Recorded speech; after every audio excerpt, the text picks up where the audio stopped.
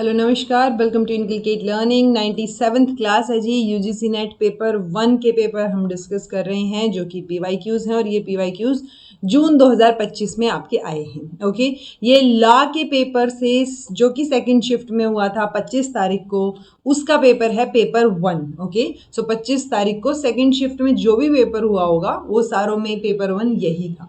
Okay, this is presented by me Raveena. Videos informative लगे तो inculcate learning को like share subscribe जो आप कर सकते हैं, इट्स एब्सोल्युटली फ्री। इससे पहले के पेपर्स या क्लासेस आपने नहीं देखे हैं तो आप देख सकते हो, प्लेलिस्ट आपको मिल जाएगी चैनल पे। इसमें वही अगेन सेम ड्रिल 50 क्वेश्चन है। मेरा सजेशन रहेगा आप एक पेन पेपर लेके बैठिए, जैसे ही क्वेश्चन आपके सामने आए, अगर आपको टाइम लग रहा है पढ़ने में तो वीडियो को स्टॉप कर लीजिए, अदरवाइज उसको पढ़ के सोल्व करने की कोशिश कीजिए। ओके, 50 के 50 क्वेश्चन में से मोर देन 40 आपके ठीक होने चाहिए, उसको हम एक ओके और अच्छा स्कोर बोल सकते हैं। 40 to 45 अगर आपके बन रहे हैं क्वेश्चंस तो दैट्स वेरी गुड। उसके अलावा एक आधा क्वेश्चन या 2-4 क्वेश्चन ओवरऑल ऐसे दिख जाएंगे आपको जो गड़बड़ लगे, जो ना आते हों, उसमें आपको कोई दिक्कत वाली बात है नहीं। आप 40 का और 45 का टारगेट लेके चलिए। ओके, अगर आपने पीवाईक्यूज भी सारे करके देखे होंगे, यानी कि ये 97वीं क्लास है बट 105वीं क्लास तक हम जाएंगे, तो 105 क्लासेस अगर आप करके जा रहे हो तो दिसंबर 2025 में 40 का टारगेट आप आराम से लेके चल सकते हो, कोई दिक्कत इसके अंदर आपको नहीं आएगी। ठीक है जी। सबसे पहला क्वेश्चन डाटा इंटरप्रिटेशन का है। डाटा इंटरप्रिटेशन में वही आपको सारा का सारा डाटा दिया होता है, आपको सिर्फ इंटरप्रेट करना है, दैट्स इट। सो यहाँ पे 2018 से 2023 तक का डाटा आपको दे रखा है, बच्चों के रिजल्ट्स दे रखे हैं, ये परसेंटेज ऑफ गर्ल्स हैं जो पास हुई हैं, ये परसेंटेज ऑफ बॉयज हैं जो फेल हुए हैं। ओके, ऑब्वियसली बात है, अगर टोटल बॉयज कहीं भी आपको पता है, मान लो एक्स है टोटल बॉयज 2018 में, 40% फेल हुए तो उसमें से 60% पास भी हुए हैं। सो वो बेसिक सा मैथ आपको पता होना चाहिए। ठीक है, अब आपके सामने पहला क्वेश्चन है, इफ इन द ईयर 2020 2020 की बात हो रही है, total number of boys and girls 800 और 700 है, यानी यहाँ 800 है, यहाँ 700 है। ठीक है, देन रेशियो क्या रहेगा, टोटल नंबर ऑफ बॉयज जो पास हुए हैं divide by total number of girls जो फेल हुई हैं। तो ये गर्ल्स हैं जो पास हुई है, ये बॉयज हैं जो फेल हुए, यानी हमें इसका ऑपोजिट निकालना है। ओके, जैसे ये 25% है, या तो मैं 75% निकाल लूं 700 का, या मैं 25% निकाल के टोटल 700 में से उसको माइनस कर दूं, वो आ जाएंगे जो पास हुए हैं लड़के।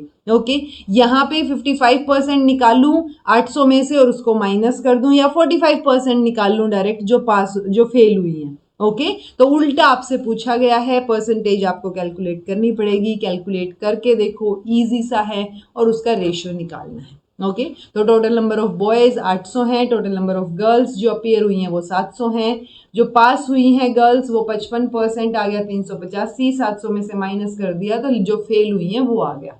बॉयज जो फेल हुए हैं तो 25% निकालो, और जो पास हुए हैं उसमें से उसको, पास वाले कौन से आ जाएंगे, फेल वालों को माइनस कर दो।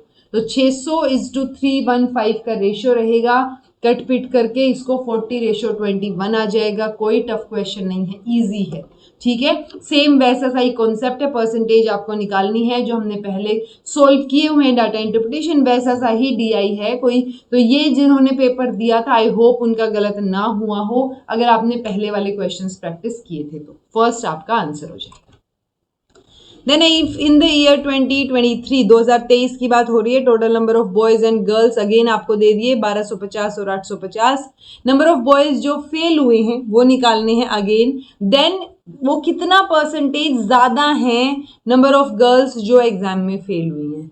तो हमें दोनों में ही फेल वाले निकालने हैं, और फिर उसमें देखना है कि कितने ज्यादा बॉयज हैं वो, उसके बाद उसका परसेंटेज निकालना है। ओके, सिंपल है। 1250 नंबर ऑफ बॉयज, 850 लड़कियां, तो 1250 का 42% निकाल लो, ये इसका यहाँ 80% निकाल लो, ये पास वाली आ जाएंगी तो माइनस कर दो, टोटल 1250 में से जो 42% आएगा वो, या डायरेक्ट 48% निकाल लो। ठीक है, वो और भी बेटर रहेगा।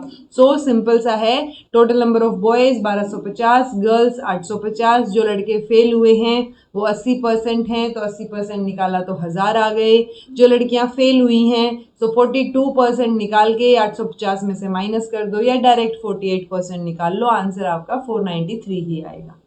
तो कितना ज्यादा है, 1000 में से 493 माइनस कर रही हूं तो 507 ज्यादा है। ओके, जो लड़कियां फेल हुई हैं उससे, जितने बॉयज फेल हुए हैं वो वाले। तो 507 नहीं पूछा हमसे, पूछा है कितना परसेंटेज। तो 507 किससे ज्यादा है, आप कॉमन सेंस लगाओ, मोर देन पूछा है ना, 1000 से ज्यादा है या 493 से, तो 493 से ज्यादा है तो 493 डिवाइड में आ जाएगा, इनटू में 100 आ जाएगा, दैट्स इट। सो ये चीज आपको पता हो, जब परसेंटेज में मोर देन पूछा है तो जो मोर देन है, जितने मोर हैं वो यानी 507 ज्यादा है, किससे ज्यादा है, डिवाइड बाय 493। यही चीज उल्टी भी पूछी जा सकती थी कि then the number of girls who failed is approximately इतने percent less than the number of boys who failed in exam। वहां पे परसेंटेज लेस का पूछते, यानी 507 तो डिफरेंस रहता, लेकिन ये 507 किससे लेस था, 1000 से लेस था, इनटू में 100, 20 से 20 कट करके ये 50.7% लेस होती। ज्यादा कितने हैं, वो 102.839% ज्यादा है। ओके, सो ये कम ज्यादा वाला क्वेश्चन आपको क्लियर होना चाहिए। आपसे डिफरेंस पूछा जाए कि कितने ज्यादा है तो ऑब्वियसली आप सब्ट्रैक्ट करके ही बताओगे कितने ज्यादा हैं।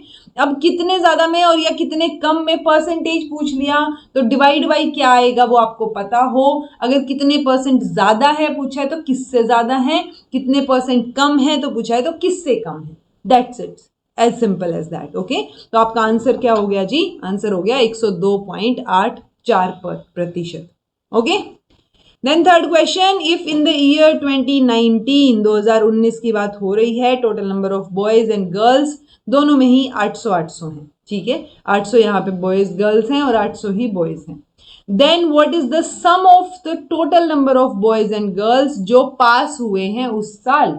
तो कितनी लड़कियां पास हुई हैं, 42%, कितने बॉयज फेल हुए हैं, 60%, तो पास कितने हुए हैं, 40%। तो मैं 800 का 40% भी निकाल सकती हूँ डायरेक्ट, ठीक है, 8 चौके 32 यानी 320 लड़के पास हुए हैं। मैं 800 का 42% निकाल लूंगी, 0 से 0, 8 दूनी 16, 8 चौके 32 और 1 33, 336। इनको जोड़ दो, वही आपसे पूछा है, 656। सिंपल है जी, कोई दिक्कत, सिंपल था, परसेंटेज निकालना, जोड़ घटा गुना भाग, ये आपको अगर आता है तो आपके क्वेश्चंस गलत नहीं होंगे। ओके, आंसर आपका सेकेंड आ जाएगा। इफ इन द ईयर 2018 की बात हो रही है, total number of boys who appeared in the exam वो है 600, then what is the percentage difference between percentage of boys जो पास हुए हैं और परसेंटेज ऑफ गर्ल्स जो पास हुई हैं। ओके, तो उस साल में परसेंटेज ऑफ गर्ल्स जो पास हुई हैं वो 32% है, परसेंटेज ऑफ बॉयज कितने पास हुए हैं, ये तो फेल वाले हैं, यानी 60% पास हुए हैं। तो 60 में और 32 में कितना डिफरेंस है वो आपसे पूछा है। तो आपको क्वेश्चन समझ आना चाहिए, चीजें वो इजी पूछते हैं। ओके, सो 60 में से 32 गए तो कितने आ गए, 28%, 28 ना, हाँ, 5 में से 3 गए 2, 28%, ठीक है, आंसर आपका फोर्थ हो गया। सिंपल, कोई दिक्कत नहीं आनी चाहिए, ठीक है। Next fifth question, in which of the following years did the performance of girls show maximum improvement as compare to previous year. तो गर्ल्स की पूछी है, मैक्सिमम इंप्रूवमेंट कहाँ है, देखो 32 से 42% हो गए, यानी 10 दिख रहा है डायरेक्ट 10 का डिफरेंस, ठीक है। 42 से 55 हो गए, कितना आया, 12 13 का डिफरेंस। 55 से 40 पे आ गए हो आप, ये तो डिक्रीज हुआ है तो ये तो ईयर आएगा ही नहीं 2021। तो 40 से 60 गए हो, 20 का डिफरेंस। 60 से 42 आए हो, अगेन कम हुए हो तो ये भी इंक्लूड नहीं होगा, यानी कि ये 20 वाला ज्यादा है। तो 2022 में पिछले के कंपैरिजन में सबसे ज्यादा मैक्सिमम इंप्रूवमेंट आपको देखने को मिल रहा है, ठीक है। सिंपल सा था, इजी था, बस आपको एनालाइज करना था, ठीक है जी। चलिए 6th question, arrange the following programme in order of their incorporation. तो ये प्रोग्राम कब हुए हैं वो आपसे पूछा है। सर्व शिक्षा अभियान 2001, पढ़ना लिखना अभियान रिसेंटली शुरू हुआ है 2020 में। देन आपका नेशनल अडल्ट एजुकेशन प्रोग्राम, ये सबसे पहले, या लिटरेसी, नेशनल लिटरेसी, ओके, तो ये सबसे पहले शुरू हुआ था जी, अडल्ट एजुकेशन प्रोग्राम, ठीक है। आई थिंक 1978 होगा मे बी, ओके, ये पहले शुरू हुआ था। देन आपका जो है लिटरेसी मिशन 88 में था मे बी। देन आपका सर्व शिक्षा, तो ये आप देखो DBC, ठीक है। इस DB वाले ऑप्शन में कोई और ऑप्शन है ही नहीं, अदरवाइज ये लिटरेसी वाला एज सच कोई प्रोग्राम है नहीं, तो हम यहाँ इस लिटरेसी वाले को एंड में रखते ना तो भी चलता। तो अगर ऐसा कुछ ऑप्शन कंफ्यूजन क्रिएट, अगर ये DBCEA होता तो भी हम इसी को करते, ये AE है तो भी हम इसी को कर रहे हैं, क्योंकि लिटरेसी का एज सच नहीं है। लिटरेसी तो सारे मिशंस का ओवरऑल क्या है, टारगेट है एक तरीके से। तो आंसर आपका सेकंड हो जाएगा। हाँ ठीक है, ये 1978 है, नेशनल लिटरेसी मिशन 1988 है, सर्व शिक्षा अभियान 2001 है। और फिर इन्होंने क्या कर दिया, क्योंकि ये कोई स्पेसिफिक प्रोग्राम है नहीं, ऑप्शन में यही दे रखा है, तो हम इसी के साथ जाएंगे। पढ़ना लिखना अभियान जो है वो 2020 में शुरू हुआ, किस पे, अडल्ट एजुकेशन के लिए। ओके, तो ये पढ़ना लिखना अभियान दोबारा भी पूछा जा सकता है, नई टर्म यूज हुई है पेपर 1 में, तो आपको ये ध्यान रखनी है। ओके, सो पढ़ना लिखना अभियान क्या कर रहे हैं, ये नई लिटरेसी स्कीम है। टोटल लिटरेसी हमें क्या करनी है, 2030 तक अचीव करने की हम बात कर रहे हैं। ये अडल्ट एजुकेशन की स्कीम है इंडियन गवर्नमेंट के द्वारा। देन इसमें क्या है, प्राइमरी ऑब्जेक्टिव फंक्शनल लिटरेसी होनी चाहिए। 257 lakh adult illiterates, adult illiterates कौन से होंगे, जो 15 से लेके बाकी जो एज ग्रुप है, ठीक है, 15 से ऊपर वाले जो लोग हैं और जो इलिटरेट हैं, तो उनको हमें क्या करना है, पढ़ाना है। ओके, देन करंटली आप परसेंटेज देखोगे तो 35% अडल्ट इलिटरेट हैं, किसका, वर्ल्ड की टोटल का। ओके, तो वर्ल्ड की टोटल में 35% में तो हम ही आ रहे हैं, क्योंकि हमारी जनसंख्या भी ज्यादा है technically. Okay, then complete focus जो है वो ये आपकी अनपढ़ता को खत्म करने के ऊपर फोकस है, इरेडिकेट कर देना उसको कंप्लीटली। जो अडल्ट एजुकेशन की स्कीम है वो बेसिक लिटरेसी कंपोनेंट पे ही फोकस करेगी, वुमेन पे, scheduled caste, scheduled tribe, minorities, जो भी अदर डिसएडवांटेज ग्रुप हैं या एस्पिरेशनल डिस्ट्रिक्ट्स हैं, उनके अंदर ये प्रोग्राम जो है वो चल रहा है। ओके जी, नेक्स्ट है आइडेंटिफाई द, अच्छा ओके, इसको कौन इंप्लीमेंट कर रहा है, ये आप मुझे बता देना, ये किस मिनिस्ट्री के अंडर है। Okay, identify the stages which may form part of research proposal outline. So कौन सा जो है वो रिसर्च प्रपोजल जब आप लिखते हो तो कौन से उसके पार्ट हो सकते हैं, data fabrication, methodology, review of related literature और earlier studies, specifying objectives, stating problems. कौन सा, तो प्रॉब्लम स्टेट करना, स्पेसिफाई करना ऑब्जेक्टिव्स को, लिटरेचर रिव्यू करना, मेथडोलॉजी, ये सारे रिसर्च के पार्ट होते हैं। डाटा फैब्रिकेशन जो है, डाटा को खुद से बनाना, जो डाटा एग्जिस्ट ही नहीं करता, दैट इज डाटा फैब्रिकेशन, जो मैंने आपको करवाया हुआ है। ओके, सो फर्स्ट को छोड़ के बाकी ठीक है, आंसर BCDE हो जाएगा। डाटा फैब्रिकेशन मतलब बुनना, तो डाटा को बुनने की बात हो रही है यहाँ पे, कि इंटेंशनली आपने false data, false results, false observations create की हैं, सो ये मिसकंडक्ट हो गया एक तरीके से, आप वो चीजें रिपोर्ट कर रहे हो जो एक्चुअल में कभी हुई ही नहीं है। ओके, एकेडमिक बॉडी है, एस्टेब्लिशमेंट ईयर है, 1000 बार आ चुका है, ये क्वेश्चन गलत होने के कोई चांस होने नहीं चाहिए। सबसे बेसिक आपको UGC तो पता है 1956, सो बी का आएगा जी थर्ड, इतना सा पता हो तो भी एक ऑप्शन एलिमिनेट हो गया, राइट। देन है NCERT 1961, ये आ गया फर्स्ट, अगर ये भी पता है तो एक और ऑप्शन एलिमिनेट हो गया। देन UGC या NCT और NTA में से एक पता हो, NTA सबसे रीसेंट है, 2017 में NTA है, और आपका 1995 में NCT बना तो 1973 में था, लेकिन उस टाइम ये एडवाइजरी बॉडी थी, और उसके बाद 1995 में NCT एक्ट के थ्रू ये स्टैट्यूटरी बॉडी बन गई। ओके, सो यहाँ पे 1995 की जगह 1973 भी होता तो हम NCT का 73 के साथ जाते। ओके, सो आंसर क्या हो जाएगा जी, फर्स्ट का फोर्थ, यानी थर्ड ऑप्शन आपका सही आंसर हो जाएगा। ओके, चलिए next question, which of the following propositions are so related that they can neither be true together nor they can be false together, यानी या साथ में ना वो सही हो सकती हैं ना वो गलत हो सकती हैं। तो ऐसी कौन सी स्टेटमेंट्स हैं, हमने आपका स्क्वायर ऑफ अपोजिशन पढ़ा है VIP क्लास में, पहली क्लास स्क्वायर ऑफ अपोजिशन पे थी, AEIO, ये कॉन्ट्राडिक्टरी स्टेटमेंट्स हैं जो साथ में कभी सही नहीं होंगी ना साथ में गलत होंगी, एक सही तो दूसरी गलत, दूसरी सही तो पहले वाली गलत। ओके, सो ये A, O और EI जो हैं वो कॉन्ट्राडिक्टरी स्टेटमेंट्स में से कोई एक ढूंढो यहाँ पे। तो ये अपना क्या है, A है, ये आपका है I, ये है आपका O और ये है आपका E। तो आप देखो ए और ओ की यानी या तो ए और सी ऑप्शन में हो या बी और डी, बी और डी है नहीं, ए और सी ही ऑप्शन में है, राइट। तो आंसर आपका ए सी हो जाएगा। स्क्वायर ऑफ ऑपोजिशन में ये आपको पता हो ए और ई साथ में सही नहीं हो सकते, क्योंकि ऑब्वियसली ऑल और नो वाली स्टेटमेंट साथ में सही नहीं हो सकती, लेकिन साथ में गलत हो सकती हैं। Okay, so they can be false together but they can't be true together. Then A और ओ या ई और आई जो हैं वो ना साथ में सही होंगे ना साथ में गलत होंगे, एक सही दूसरा गलत, दूसरा सही पहला गलत। ओके, देन आई और ओ जो हैं, ये क्वेश्चन आते हैं, ठीक है, तो ये पता हो आपको, आई और ओ जो है can be true together but can never be false together. तो सम और सम नोट वाले साथ में सही हो सकते हैं पर गलत नहीं होंगे, दोनों में से एक चीज तो जो है वो सही आपको मिलेगी ही कई बार। ओके जी, चलिए, Mohan can do a piece of work in 7 days working 9 hours a day, and Shyam जो है उसी काम को 6 दिन में कर रहा है 7 घंटे काम करके। तो कितना टाइम लगेगा कि ये 8 2/5 है जी, ठीक है, कितना काम लगेगा, तो 8 5 40 और 2 42, 42/5 आवर्स में उस काम को करने के लिए। अगर वो 42/5 आवर्स पर डे काम करते हैं तो दोनों को कितना टाइम लगेगा। तो पहले हम इंडिविजुअल वर्क देख लेते हैं दोनों का, आंसर इसका 3 रहेगा। कैसे आएगा देख लो, हम टोटल आवर्स देखेंगे मोहन के, मोहन है 7 दिन काम कर रहा है और 9 घंटे एक दिन में कर रहा है, 7 निम 63, यानी टोटल उसने 63 घंटे में वो काम पूरा किया है।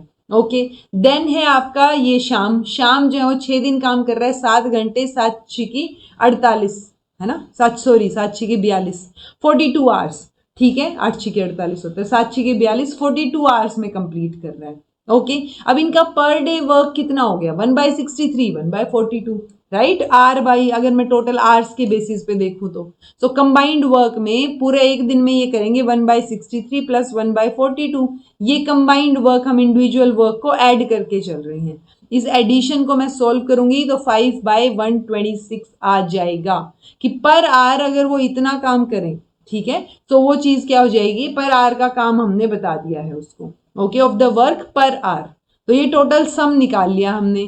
अब है साथ में काम करना, साथ में काम करने के लिए टोटल आवर्स उनको कितने चाहिए वो हमने निकाले, उल्टा कर दो इसको, 126/5 आवर्स आ जाएगा। देन डेली, क्योंकि ये 1/42 था ना, हमने 42 निकाला, तो टोटल कितने चाहिए उनको, टोटल आवर्स चाहिए इसका ऑपोजिट। ओके, तो 126/5 डेली। अगर आप देखोगे डेली वर्किंग आवर्स को, उनको अगर हम कन्वर्ट करें, जो मैंने यहाँ ही कन्वर्ट कर दिया था 42/5, सो ये 8 2/5 इसका कन्वर्जन है। ओके, देन है number of days required to complete the job calculated by dividing the total hours needed. So 126/5 divide by 42/5, तो 126/5 डिवाइड बाय 42 है, तो 42 नीचे आ जाएगा, 5 ऊपर, 5 से 5 कैंसिल, आंसर आपका 3 आ गया। 3 दिन लगेंगे उनको टोटल। ओके, अगर वो एक दिन में इतना काम करते हैं 8 2/5 यानी 42/5 आवर काम करते हैं एक दिन में, तो वो 3 दिन में उस काम को पूरा कर देंगे, जो कि वो 7 दिन और 6 दिन ले रहे थे। ठीक है, चलिए रीअरेंज करना है जी सीक्वेंस में to write a lesson plan. Lesson plan लिखने के लिए आपको रीअरेंज करना है कि कौन कौन सी चीजें कब कब होंगी। ओके, तो बताइए एक बार, lesson opening, pre planning, lesson layout, closure of lesson या एक्सटेंडेड प्रैक्टिस। तो सबसे पहले तो आप प्री प्लान करोगे ना, तो अगर आपको ये भी प्री प्लान करोगे, सब पहले तो प्लान करोगे फिर लेसन को ओपन करोगे जाके ना, बाद में क्लोजर होएगा लास्ट में, तो यहीं से आपका आंसर आ जाता। पहले प्री प्लान करो, फिर लेसन को ओपन करो, फिर लेसन की लेआउट रखो, फिर एक्सटेंडेड प्रैक्टिस हो, और फिर जाके आप उस लेसन का क्लोजर दे दो। सीक्वेंस कॉमन सेंस वाली सीक्वेंस है, कोई बड़ी चीज नहीं है। Okay, which of the following statements are true. Full duplex, ये डुप्लेक्स वाला क्वेश्चन ऑलरेडी पिछली बार आया हुआ है, मैंने आपको करवाया था। पहले इन्होंने ऐसे मैच द फॉलोइंग में दिया था, full duplex, half duplex, simplex, simple duplex. Okay, हाँ सिंप्लेक्स, तो वो चीजें ऑलरेडी यहाँ पे मेंशन थी, बट अब की बार इन्होंने ऐसे स्टेटमेंट देके पूछ लिया, वहां पे भी बताया था, एग्जाम्पल्स भी बताए थे आपको, इसीलिए बोलती हूँ PYQ जरूरी है। Okay, full duplex communication bye directional होता है, तो फुल डुप्लेक्स मतलब बाय डायरेक्शनल, दोनों साइड से, जैसे आप फोन पे बात कर रहे हो दैट इज फुल डुप्लेक्स, आप दोनों आपस में जवाब दे सकते हो, बात कर सकते हो। ऐसा भी नहीं है कि एक टाइम पे एक ही बात कर सके, जैसे वॉकी टॉकी फुल डुप्लेक्स का कम्युनिकेशन का एग्जाम्पल नहीं है, बिकॉज वॉकी टॉकी में एक टाइम पे एक ही बंदा बात करता है। ठीक है। देन है एफएम रेडियो, सिंप्लेक्स का एग्जाम्पल है, ये बात ठीक है। सिंप्लेक्स में वन साइडेड कम्युनिकेशन होता है जो एफएम रेडियो पे होता है। ओके, तो ये दोनों तो ठीक है जी, ए और बी, लेकिन सी गलत है। अगर सी गलत है तो देखो दो ऑप्शंस कट आउट हो गए। ठीक है। In half duplex communication both devices can send and receive data at the same time. अगर दोनों डिवाइसेस सेम टाइम पे डाटा अगर इधर उधर दे पा रही है तो वो फुल डुप्लेक्स हो गया। ओके, सो ये गड़बड़ है जी, ये भी गलत है। लैंडलाइन फोन जो है is an example of half duplex, नहीं, लैंडलाइन फोन भी आपका क्या रहेगा, फुल डुप्लेक्स का ही एग्जाम्पल रहेगा, क्योंकि जो मैंने अभी फोन का एग्जाम्पल दिया। ओके, तो ये भी गलत हो गया, आंसर आपका ए और बी रहेगा। ओके, सो डुप्लेक्स जो मैंने एग्जांपल दिया उसी से समझ आ जाना चाहिए। सिंप्लेक्स में अपना एफएम रेडियो हो गया, फुल डुप्लेक्स में आपका क्या हो गया, ये दोनों तरीके से सेंड और रिसीव कर सकते हो सेम टाइम पे, वो फुल डुप्लेक्स होगा। हाफ डुप्लेक्स का एग्जाम्पल आपका वॉकी टॉकी रहेगा, जहां पे डुप्लेक्स तो है, दोनों तरफ से डाटा सेंड और रिसीव किया जा सकता है, दोनों तरफ से बातचीत होगी, लेकिन सेम टाइम पे नहीं होगी, तो that is half duplex. Okay, clear? Okay, simple सा क्वेश्चन है जी, बेसिक मैथ्स आपको आना चाहिए। x plus okay, x plus 1/x is equal to 2, तो इसको सोल्व करें। अगर मैं x को यहाँ कॉमन ले लूँ या फिर मैं x से मल्टीप्लाई कर दूँ तो ये फ्रैक्शन कैंसिल हो जाएगा, फ्रैक्शन कैंसिल, तो ये x स्क्वायर, ये आपका यहाँ पे आ गया 1, और यहाँ पे माइनस करके 2x आ जाएगा इज इक्वल टू 0। तो इस इक्वेशन को क्वाड्रिक इक्वेशन की तरह लिखेंगे तो ये ऐसे लिखी जाएगी, right, is equal to 0।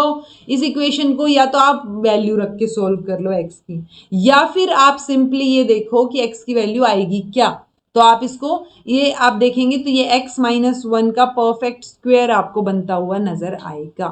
Okay, सो ये वाला आंसर आपका 0 हो जाएगा, x की वैल्यू यहां से नहीं 1, यहां से वैल्यू आ गई 1, उस वैल्यू को यहां आप 1 माइनस 1/1 रखोगे तो ये वैल्यू 0 आ जाएगी, ये आपका थर्ड आ जाएगा, आंसर आपका फोर्थ आ जाएगा। ओके, इसी तरीके से बाकी चीजें हैं, जैसे x माइनस वाई 1 है, x square plus y square 41 है, तो आप कैसे सोल्व कर सकते हो, ये देखो x माइनस वाई का स्क्वायर, दोनों का मान लो मैंने स्क्वायर कर दिया, x माइनस वाई 1 के बराबर है ना, तो x माइनस वाई स्क्वायर आपका 1 स्क्वायर के बराबर हो गया। इसको एक्सपेंड करोगे, खोलोगे, तो x square minus 2xy plus y square हो गया। x प्लस वाई स्क्वायर की वैल्यू ऑलरेडी 41 दे रखी है, तो 41 माइनस 2xy आपकी इक्वेशन हो गई 1 के बराबर। ओके, देन आपने बेसिकली हमें क्या करना है ना, हमें अल्टीमेटली x की वैल्यू तक पहुंचना है, तो आप ऊपर नीचे मल्टीप्लाई डिवाइड वो चीजें करके इसको सिंप्लीफाई करने की कोशिश कर सकते हो। फाइनल वैल्यू जब आप देखेंगे x की तो वो प्लस माइनस 9 जो है वो आ जाएगी। इसी तरीके से ये बाकी जो दो वैल्यूज हैं ये आप कैलकुलेट करके देखेंगे। ओके, पहले और दूसरे ऑप्शन की कैलकुलेशन मैंने आपको करके दिखा दी है, तीसरे और चौथे ऑप्शन की कैलकुलेशन करके देखिएगा। ऑल्दो आंसर तो एक से भी सोल्व हो रहा था, बट स्टिल करके देखना है आपको कि कैसे आप सोल्व कर सकते हो और कैसे पहुंच सकते हो उस आंसर तक। Okay, which among the following are functions of the mass media, mass media के फंक्शंस आपसे पूछे हैं। मास मीडिया इंफ्रास्ट्रक्चर बिल्ड करेगा, ओके, एंटरटेन करने के लिए तो है, इंफॉर्मेशन के लिए भी है, टैक्स कलेक्शन के लिए नहीं है, एडवर्टाइजमेंट के लिए भी है, तीन ही ऑप्शन मैक्सिमम है, तो तीन ऑप्शन में तो बी, सी और ई बिल्कुल परफेक्ट फिट है, तो इंफ्रास्ट्रक्चर बिल्डिंग नहीं आएगी मास मीडिया में। ओके, बी, सी, ई आपका आंसर हो जाएगा। अगर फॉल्ट है, देखो ऐसा सही क्वेश्चन हमने पिछले पेपर में भी किया था, if there is a fault in mechanical और electrical channel, free flow of communication obstruct हो गया, यानी कि दिक्कत आ रही है, तो ये जो ऑब्स्ट्रक्शन है ये किस लेवल पे हुआ है, सो ये मैकेनिकल और इलेक्ट्रिकल चैनल में दिक्कत है, यानी जब आप ट्रांसमिट कर रहे हो, जब एनकोडर से डिकोडर तक मैसेज जा रहा है उसके बीच में कहीं दिक्कत है, यानी कि ये ट्रांसमिशन लेवल पे आपकी दिक्कत हो गई, आंसर आपका ए हो जाएगा। ठीक है जी, as per the book 5 C's of cinematography, जो कि जोसेफ वी मेसिली ने लिखी है, कल को बुक्स के नाम दे रखे हो और वहां पे ऑथर पूछ रखा हो तो उनमें भी ये बुक पूछी जा सकती है, क्योंकि ये आ चुकी है अब। ओके, तो इसलिए ये चीज भी ध्यान रख लेना, आपसे चैप्टर 1 to 5 पूछा है, camera angle, composition, close up, cutting, continuity, आपको पता होंगे या थोड़ा कॉमन सेंस लगाओगे तो शायद आ जाए। सबसे पहले कैमरा एंगल पे फोकस रहेगा, देन कॉन्टिन्यूटी पे, फिर कटिंग पे, फिर क्लोजअप्स पे और लास्ट में कंपोजिशन पे, आंसर ए हो जाएगा। ओके जी, which of the following is not a step in scientific research, तो कौन सा स्टेप नहीं है? ये एक एंडिंग एस्पेक्ट है साइंस का, with the process constantly being not repeated with decreasing refinement. नहीं, ये तो हम करते ही नहीं, हम तो इंक्रीज करते हैं रिफाइनमेंट को और चीजों को रिपीट करते हैं साइंटिफिक रिसर्च में। ये गलत हो गया जी, ये कोई स्टेप नहीं है। ऑब्जर्वेशन डेफिनेटली रहेगा, क्यूरियोसिटी रहेगी जहां पे आप हाउ, व्हेन, व्हाट, व्हाई सारी चीजें पता करने की कोशिश करोगे, और हाइपोथेसिस जो है वो भी यहाँ पे देखने को मिलेगी। सो फर्स्ट ऑप्शन आपका कोई स्टेप नहीं है जी, ये गलत हो गया। It's not an ending aspect of science, ठीक है, तो ये गलत दे रखा है। और डिक्रीजिंग रिफाइनमेंट भी गलत दे रखा है, नॉन रिपीटेड भी दे रखा है, गलत। ओके, रिफाइनमेंट इंक्रीज करनी है, रिपीट करना है, and this is definitely not an ending aspect. When a teacher uses lecture method, तो क्या होता है? नई इंफॉर्मेशन देता है बच्चों को, नई ओरिजिनल रिसर्च बताता है जो जनरली टेक्स्ट बुक्स में नहीं मिलती, जो उसने शायद एक्सपीरियंस के बेसिस पे या अलग अलग जगह से पढ़ के सीखी होगी, ठीक है। It can dramatise important concept and share personal insight, कर सकता है, बिल्कुल कर सकता है। लेस इफेक्टिव मेथड है for promoting thought and changing students attitude, नहीं, लेस इफेक्टिव तो नहीं है। अगर लेस इफेक्टिव होता तो अब तक थोड़ी ना चल रहा होता lecture method. Okay, it deals with critical analysis and problem solving, नहीं, लेक्चर मेथड है तो टीचर डिलीवर कर रहा है मैक्सिमम चीजें, क्रिटिकल एनालिसिस या प्रॉब्लम सॉल्विंग से कुछ लेना देना यहाँ है नहीं, ना ही उस पर ज्यादा फोकस है। सो ए बी सी आपका सही आंसर हो जाएगा। ओके, लेक्चर मेथड के बारे में। नॉर्मेटिव रिसर्च क्या होता है? Normative research proceeds from evidence to conclusion. Normative research raises the issue in such a way that conclusion is implied in that. Normative research inquiry draws conclusion. Normative research method of inquiry consists of posing a question or raising an issue, collecting evidence, drawing conclusion from evidence. तो ये तो evidence से ही conclusion draw करने वाले, तो तीन दोनों same ही point दे दिए ना। एविडेंस से कंक्लूजन ड्रॉ कर रहे हो, यहाँ पे भी आप कंक्लूजन ड्रॉ कर रहे हो एविडेंस से, ठीक है। तो ये बस नीचे वाले में थोड़ा डिटेल्ड बता दिया वो स्टेप, तो ये दोनों तो नहीं होंगे जी। आंसर आपका क्या रहेगा? नॉर्मेटिव रिसर्च नॉर्म्स के साथ चलता है, वो जो इश्यू रेज कर रहा है उसमें ऑलरेडी कंक्लूजन इंप्लाइड होता है।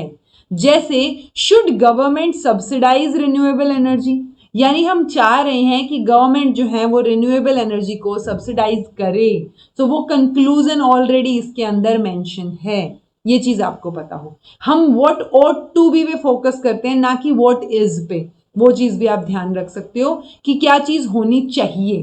सो सेट वैल्यूज, मोरल प्रिंसिपल्स के साथ जो चीजें ऑलरेडी एग्जिस्ट करती हैं, क्या उस सिचुएशन में किया जाना चाहिए, उसी चीज को हम जो है सर्च करते हैं, स्टडी करते हैं। Dash is the assessment which may also be seen as informal. Summative formal होता है क्योंकि लास्ट में जजमेंट देते हैं, पास फेल बताते हैं हम, ठीक है। सब्जेक्ट रिव्यू जो है वो भी असेसमेंट इनफॉर्मल में नहीं आएगी। बचा आपका फॉर्मेटिव और आपका ऑब्जर्वेशन। ऑब्जर्वेशन इनफॉर्मल में रहेगी, फॉर्मेटिव भी हम इनफॉर्मल में मान सकते हैं, ओके, क्योंकि एज सच उसका कुछ वो देखने को नहीं मिल रहा है कि अच्छा उसके बेस पे हम जजमेंट कर रहे हो या फाइनल डिसीजन ले रहे हो। तो दूसरा और चौथा दोनों ही ऑप्शन इन्होंने सही बताए हैं, फॉर्मेटिव भी और ऑब्जर्वेशन भी, इनको हम इनफॉर्मल की तरह लेके चलेंगे। ओके, देन है जी मीन और स्टैंडर्ड डेविएशन का क्वेश्चन, इजीएस्ट क्वेश्चन एवर। पिछले जितने भी पेपर करवाए थे 16 के 16 जो दिसंबर 2024 में हुए थे, वो सारे पेपरों में ये क्वेश्चन था मोस्टली। मैंने आपको करके भी दिखाया था, मैंने आपको इसका फॉर्मूला भी बताया था, सारी चीजें बताई थी, वही कोफिशिएंट ऑफ वेरिएशन दोबारा पूछ रखा है। ओके, सो मीन और स्टैंडर्ड डेविएशन दे रखा है, standard deviation divide by mean है ना, standard deviation divide by mean, ठीक है। तो इसको निकालो और इसको असेंडिंग ऑर्डर में अरेंज कर दो। तो दोनों डाटा दे रखे हैं, standard deviation divide by mean करना है, 14/60, 16/70, 5/80, 4/90। तो ये आपको कैलकुलेट करके देखना है, DCBA जो है वो आपका आंसर रहेगा। ओके, चलिए, डायरेक्टर हैं और फिल्म की लिस्ट दे रखी है। ऐसा क्वेश्चन एक आधा आए, अब चाहे वो चार्ली चैपलिन हो या फिर अपने हिंदी वाली पूछ रखी हो, बॉलीवुड वाली, डजेंट मैटर। ऐसे क्वेश्चन को मैं तो एटलीस्ट नहीं बोलूंगी कि आप रट के जाओ, क्योंकि कितना ही रट लोगे ना, या फिर ज्यादा ये कर सकते हो कि थोड़ा सा ध्यान रख लो जो मेन है, जैसे चार्ली चैपलिन है, ठीक है, वो वाली का आप ध्यान रख सकते हो कि डायरेक्टर कौन है या वट एवर, ठीक है, तो ये डायरेक्टर्स और फिल्म दे रखी है, चार्ली चैपलिन डायरेक्टर किसका है, कौन सी मूवी का है, सो वो चीजें, आंसर सेकंड रहेगा इसका। तो देख लो इस क्वेश्चन को, आप याद कर पाते हो, किसी किसी की मेमोरी बहुत तेज होती है, किसी किसी को इंटरेस्ट होता है, तो कर लो इनमें से जितनों के ध्यान रहे। एक सर्टेन कोडिंग लैंग्वेज है, वेयर की वैल्यू दे रखी है, डेली की वैल्यू दे रखी है, तो हॉर्स की कोडिंग क्या रहेगी, तो देखो E5 पे स्टैंड करता है। ओके, सो इन्होंने क्या कर रखा है, पैटर्न ढूंढने की कोशिश करोगे जब दोनों में, तो ABCDEFGH ऐसे करके 26 तक आपने लेटर लिख लिया, E5 पे है तो उस 5 को आगे रख दिया, R18 पे है उस 18 को इधर रख दिया, E फिर से 5 पे है तो 5 लिख दिया, फिर H है तो 8, यानी कि रिवर्स ऑर्डर में लिख रखा है, तो वैसे ही हम हॉर्स का करेंगे। ठीक है, हॉर्स है HORSE, तो देखो R का क्या था, 18 था, E का कितना था, 5 था, तो 5 और 18 यहीं से ही सोल्व हो गया, हमें लेटर तो अभी लिखने की जरूरत भी नहीं पड़ी। देन HOR, तो वापस से ये वहां 5 आ गया, बट 5 तो नहीं आएगा R के लिए, R के लिए तो 19 आएगा, आंसर आपका C। रुको,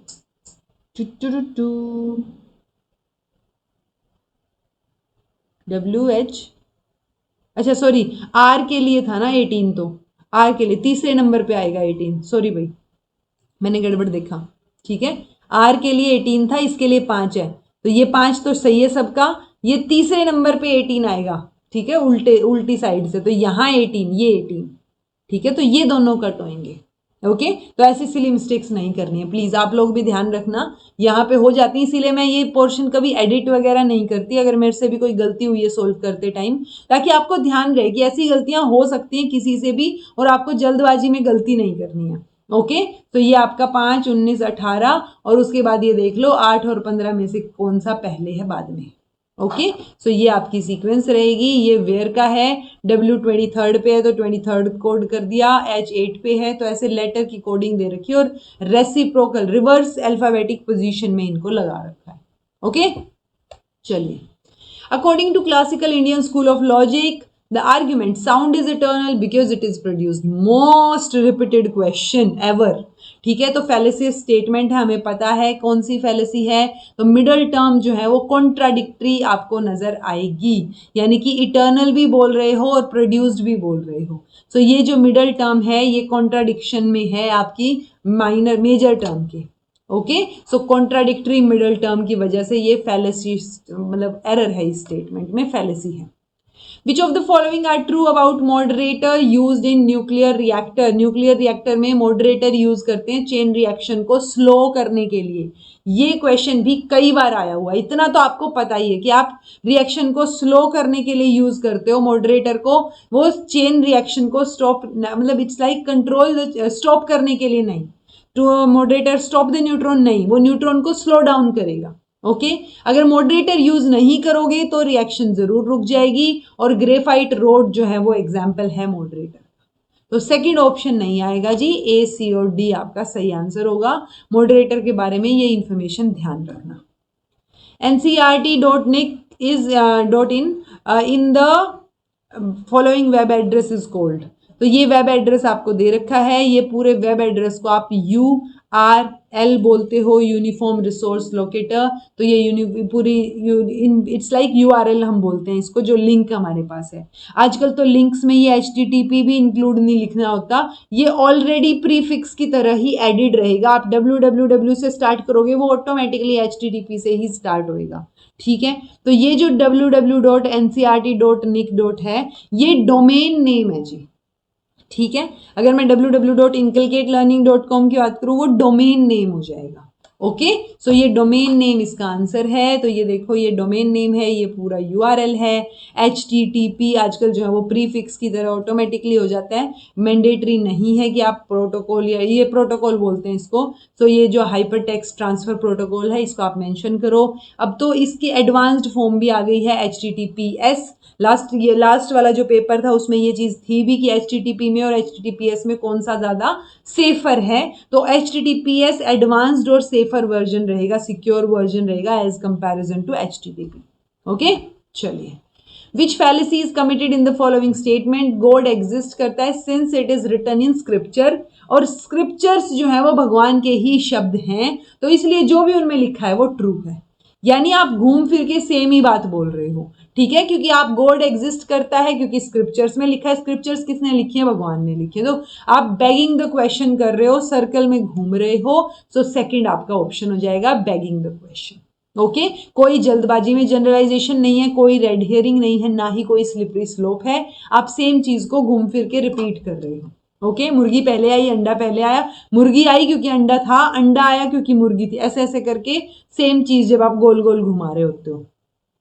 largest to smallest unit memory access time के लिए आपको बताना है, तो सबसे बड़ी क्या कौन सी होएगी, सबसे बड़ी तो सेकंड होएगी, ठीक है, सेकंड से छोटी मिली सेकंड होएगी, मिली सेकंड से छोटी आपकी माइक्रो होएगी, माइक्रो से छोटी नैनो, नैनो से छोटी पिको, पिको होता है 10⁻⁻12, नैनो रहेगा 10⁻⁻9, माइक्रो रहेगा -6, मिली रहेगा -3, और ये तो 1 सेकेंड है ही। ओके, आंसर आपका थर्ड हो जाएगा EADCB। ओके, इजी था। चलिए, basic principles of integrative learning map, integrative learning map के लिए बेसिक प्रिंसिपल कौन सा रहेगा, असेस करना, एग्जामिन करना, faculty development, faculty development, assessment, civic engagement, curriculum development, faculty development, then assessment. ये sounds better, I think third ही option इसका रहेगा, ठीक है, इंटीग्रेटेड लर्निंग या इंटरडिसिप्लिनरी लर्निंग भी इसको बोलते हैं, तो जो आपको बेटर ऑप्शन लगे उसके साथ आप इसमें जा सकते हो, ये थर्ड ऑप्शन सही रहेगा।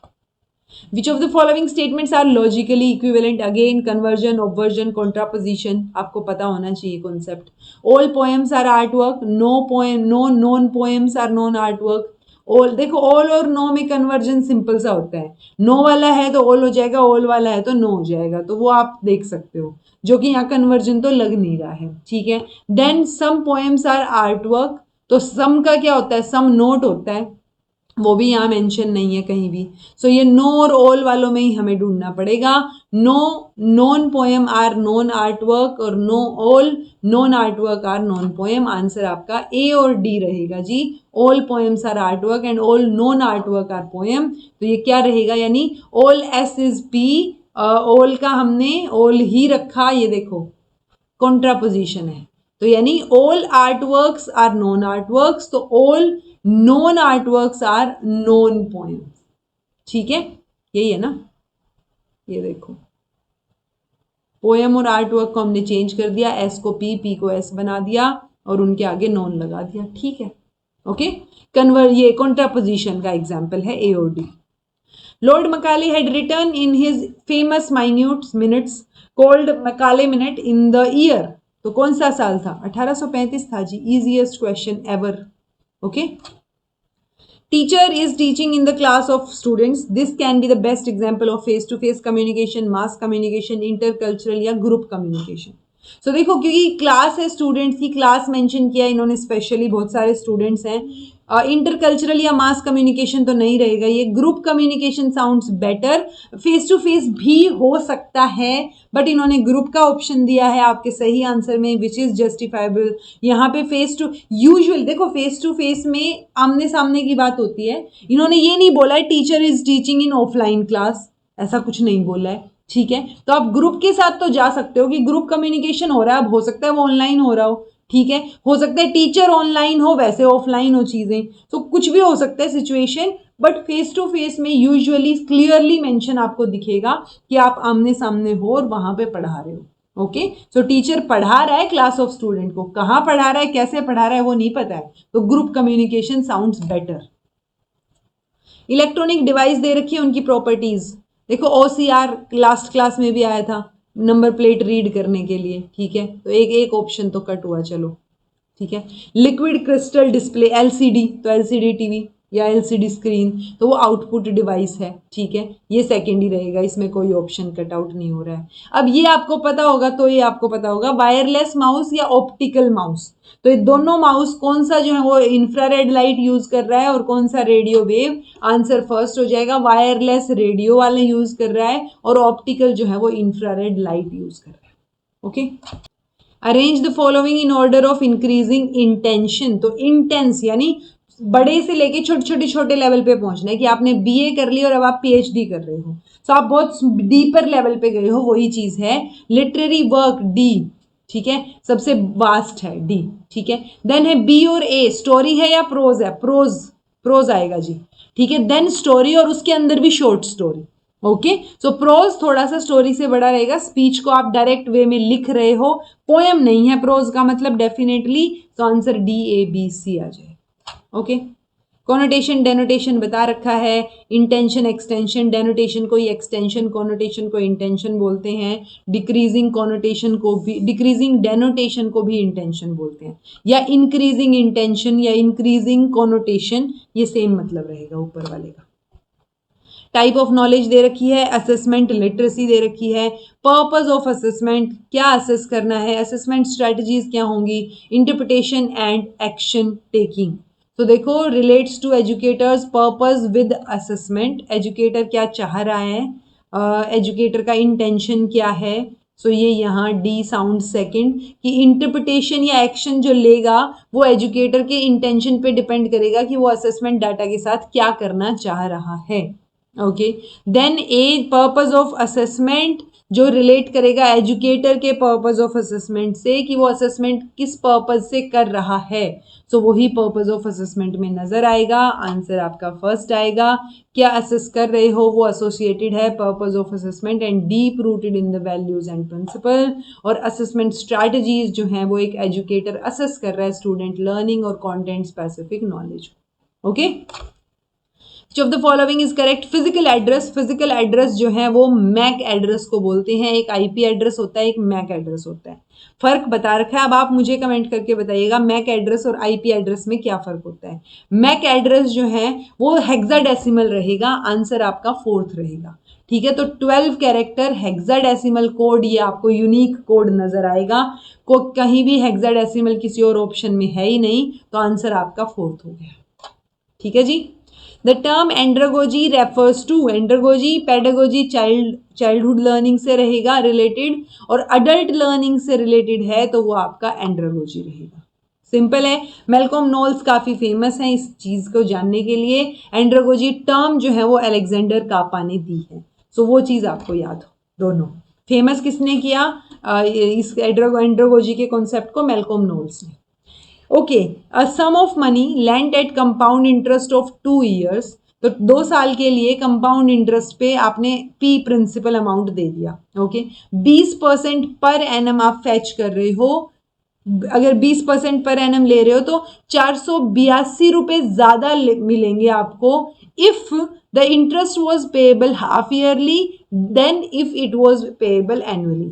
यानी सेम सिचुएशन में एक तो है मैं हाफ ईयरली पे कर रही हूं कंपाउंडिंग, और एक है एनुअली पे कर रही हूं। अगर मैं हाफ ईयरली पे कर रही एनुअली पे कर रही हूं तो यानी मुझे 2 बार इंटरेस्ट मिलेगा, अगर मैं हाफ ईयरली कर रही हूं यानी कि मुझे 10% करके 4 बार इंटरेस्ट मिलेगा, ओके। यही एक ट्रिक है समझने वाली, समझ वो देख लो, ठीक है। तो कंपाउंड इंटरेस्ट प्लस प्रिंसिपल, तो ये क्या आ गया जी, प्रिंसिपल देन आपका 1 प्लस 20% के रेट पे मिला है तो 20/100, और एनुअली है तो 2 से हो गया स्क्वायर, ओके।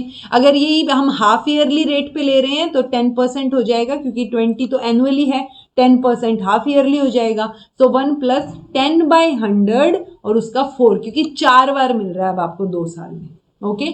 डिफरेंस इन दोनों का डिफरेंस हमें दे रखा है 482, तो वो आप कैलकुलेट कर लो, यहां से प्रिंसिपल अमाउंट आपका 20,000 आ गया जी, ओके। तो आंसर आपका क्या हो गया, fourth. The scale which not only measures the intensity of earthquake but also its impact on people, तो लोगों पे भी उसका इंपैक्ट देख रहे हैं इंटेंसिटी के साथ साथ।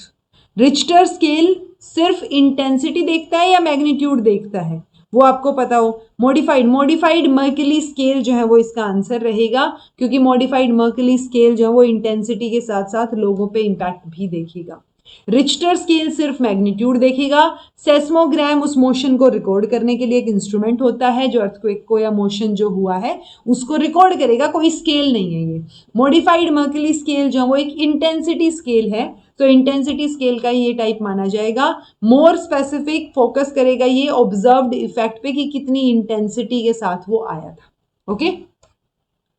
ओके, बुक के टाइटल दे रखे हैं और ऑथर दे रखे हैं। अगर रिसर्च मेथोडोलॉजी की ये बुक पता होती है आपको कि रंजीत कुमार ने लिखी है, मैंने आई थिंक कभी तो सजेस्ट भी की हुई है एक बार कि बहुत मोर देन बेसिक बुक है ये, और ये वाली बुक मतलब आपको कुछ नहीं आता तो आप स्टार्ट कर सकते हो, बहुत बेसिक। ठीक है, तो यहीं से आपका आंसर आ जाता, फर्स्ट ऑप्शन आंसर रहेगा। इन बुक्स के नाम और इन ऑथर्स के नाम थोड़ा ध्यान रख सकते हो। राम आहूजा, रिसर्च मेथड्स पूछा जा सकता है दोबारा से। ओके, चलिए। In the context of AI artificial intelligence, national research fund जो है मे कंसीडर अ 3-pronged अप्रोच। ये देखो, ये एनईपी 2020 का क्वेश्चन है। ओके, सो आजकल ना बहुत डीपर लेवल पे आने लगे हैं एनईपी 2020 के क्वेश्चन। अब वो क्वेश्चन नहीं आते कि 10+2+3 को रिप्लेस करके कौन सा स्ट्रक्चर आया, 5+3+3+4 आ गया, नहीं। अब वो क्वेश्चंस जा चुके हैं। मैं तो कहूंगी कि आप एनईपी जो हैं, जो चीज़ें मैंने पढ़ा रखी वो तो कर ही लो, उसके साथ साथ आप एनईपी को प्रिंट करवा के, मैं भी सोच रही हूँ प्रिंट करवाने का। एनईपी की पीडीएफ है 66 पेज की, उसको प्रिंट करवा के निकलवा लो। ओके, ताकि कभी टाइम मिले तो उसको बैठ के आराम से तसल्ली से पढ़ो। सो एनआरएफ की बात हो रही है, 3-pronged approach, exact wording use हुई है। आंसर आपका ए, सी और डी रहेगा जी, ये बी नहीं होगा और ई नहीं होगा। ठीक है, सो एडवांसिंग इंटरनेशनल रिसर्च एफर्ट्स, तो ये देखो एडवांसिंग कोर एआई रिसर्च उस पर बात करेगा। Developing and deploying application based research, ना कि एप्लीकेशंस, एप्लीकेशन बेस्ड रिसर्च। और देन आपका रहेगा ए, सी और डी बोला है ना हमने, हाँ, efforts to address global challenges through research. ठीक है, और advancing international research effort to address global changes, तो सेम ही बात है ये तो दोनों ऑप्शंस में। सो ए, सी और डी रहेगा। Okay, in which of the following steps of hydrological cycle water is purified. Water कब प्योरीफाई होता है? जब इवेपोरेशन होता है। ठीक है, तो जब इवेपोरेट होता है तो प्योर वाटर जो है वो उड़ जाता है, बाकी इम्प्योरिटीज पीछे रह जाती हैं। सो इफेक्टिवली प्यूरिफाई करने का बेटर तरीका है ये इवेपोरेट करना, इसीलिए हम इवेपोरेशन की टेक्निक को यूज भी करते हैं कई बार प्योरिफिकेशन में। विच ऑफ द फॉलोइंग, ये भी क्वेश्चन प्योर रेन वाटर पहले भी आया हुआ है। नेचुरली एसिडिक होता है प्योर रेन वाटर, ये क्वेश्चन पहले इतना सा आया था कि प्योर रेन वाटर का नेचर क्या है, नीचे था नेचुरली एसिडिक है, बेसिक है, क्या है, तो नेचुरली एसिडिक है। ये बात भी अगर आपको पता हो, आपका क्वेश्चन यहीं से सोल्व हो गया। ठीक है, ना ये न्यूट्रल होता, न्यूट्रल नहीं है तो साथ भी वैल्यू नहीं होगी, ना ही ये बेसिक होता। एसिडिक होता है, एसिड रेन कब बन जाएगी, जब 5.6 से भी नीचे अगर पीएच चली गई तो उसको एसिड रेन बोल देंगे। Okay, find the number that can replace question mark. 3, 8, 8 में से 3 गए 5, 15 में से 8 गए 7, 24 में से 9, 35 में से 24 गए 11, 35 में से 24, हाँ ठीक है, और 48 में से 35 गए 13, तो अगली जो भी वैल्यू आएगी 15 डिफरेंस होना चाहिए, यानी 48 में 15 जोड़ दो, आंसर 63 आ जाएगा। पैटर्न, ठीक है, नई टर्म, क्वेश्चन मार्क की जगह 63 आएगा। देन ये क्वेश्चन, ये केमिस्ट्री से रिलेटेड क्वेश्चन क्यों दिया है, बट स्टिल आप थोड़ा आइडिया लगा सकते हो। देखो, ब्रोमोफॉर्म, ऑब्वियसली उसमें सिर्फ ब्रोमीन मिलेगा आपको, सो ये 4th। क्लोरोफॉर्म में 3 क्लोरीन मिलेंगे, ठीक है, तो ये chlorine. Then bromo di chloro, 2 chloro है 1 ब्रोमो है, यानी तीसरा, और ये आपका पहला। ओके, जिसमें डाई ब्रोमो क्लोरोमीथेन, तो 1, 4, 3, 2, ऐसा कोई ऑप्शन यहाँ इन्होंने दिया ही नहीं है, तो ये ड्रॉप्ड था क्वेश्चन। 1, 4, 3, 2 इसका सही आंसर होगा।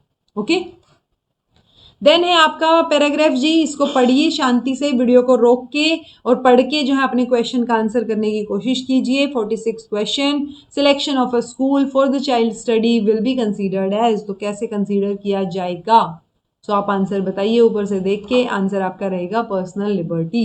ओके, देन है 47th, one needs to preserve one's individual liberty, social liberty, personal liberty, या both individual and social liberty, answer रहेगा बोथ। ओके, देन है 48, to preserve liberties of all they should be withdrawn कर लो, selective हो, redefined हो, reduce to a reasonable extent, ऊपर से पढ़ने की और समझने की कोशिश करो, आंसर रहेगा 4th। ओके, देन है the author intends to tell that the rule of the road stands for public liberty, private liberty, liberty in true sense of word, या इंडिविजुअल, तो ये 3rd, true sense of word. Okay, then 50th question, most suitable title क्या रहेगा paragraph के लिए? Policeman at cross roads, road laws, then आपका ये importance of liberty या चिल्ड्रंस राइट। लिबर्टी साउंड कर रहा है, importance of liberty. Most probably तो आप फिर भी ठीक कर आओगे, आपको आइडिया हो जाएगा कि ज्यादातर किस पे फोकस है। जब हर एक लाइन में, हर एक दूसरी लाइन में किसी चीज पे फोकस हो रहा हो तो वो चीज आपके जो है वो सुटेबल टाइटल के लिए सुटेबल रहेगी, तो वो ध्यान रखो। अदरवाइज 4 क्वेश्चन तो कहीं नहीं गए, अगर कभी सुटेबल टाइटल गलत भी हो गया तो 4 तो बिल्कुल गलत नहीं होने चाहिए आपके। Okay, so this was all about today. ये 50 क्वेश्चन हमने कवर कर लिए हैं। Thank you so much for watching. समझ आ गया है तो कमेंट करके बताइएगा, समझ नहीं आया है तो कमेंट करके पूछ लीजिएगा। This was all about today. Be happy, keep smiling, subscribe to inculcate learning because it is absolutely free. Be consistent in your efforts, take care, see you in next class.